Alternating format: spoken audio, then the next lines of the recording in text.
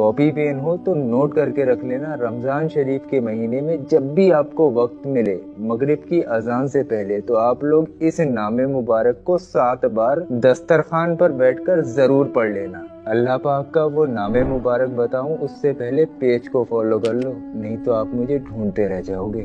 दोस्तों, जब अजान होने में 5 मिनट रह जाएं और आप दस्तरखान पर बैठे हों तो 3 मरतबा शुरू में दुरूद पाक पढ़ें। दुरूद पाक जो भी आपके याद हो आप पढ़ सकते हैं। उसके बाद या रब्बना या रब्बना या रब्बना सिर्फ 7 बार पढ़ें और 3 बार आखिर में दुरूद पाक पढ़ लें।